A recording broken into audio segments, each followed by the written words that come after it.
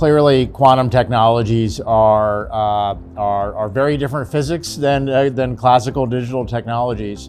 But the power of programming information into an atom is far, far more powerful, far more degrees of freedom than a transistor.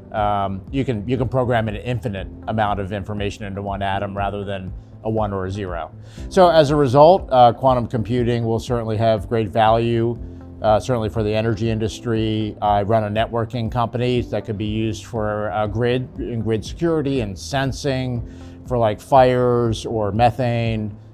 So there's a lot of different applications for the sector, and it's still important for government to help drive the science. So although there are a significant amount of science efforts still required, I think it's very important, like for all new technology industries, is to find first customers.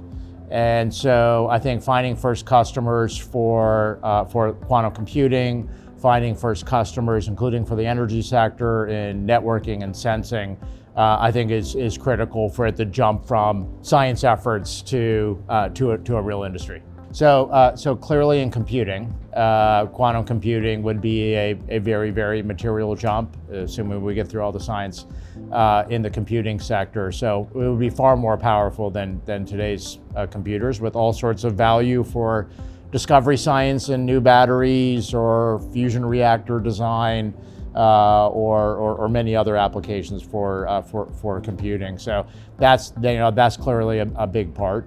I do think that obviously security and national security efforts will be very high. It's a material discussion right now in the US and in Europe and elsewhere around the topic. But I do think there will be a lot of applications for the energy sector, including for security and sensing. So as you think about these kind of new technology sectors, there's obviously kind of, if you're interested in quantum mechanics, and you can go study physics and, at MIT or Cambridge or wherever else. But there's plenty of opportunities for people in the kind of ancillary sectors. People who are interested in material science, or people who have chemistry, who want to use some of these capabilities, electrical engineering. Obviously it's a very STEM-heavy sector, but I think you don't have to just study quantum mechanics in order to maybe be a part of that growing industry.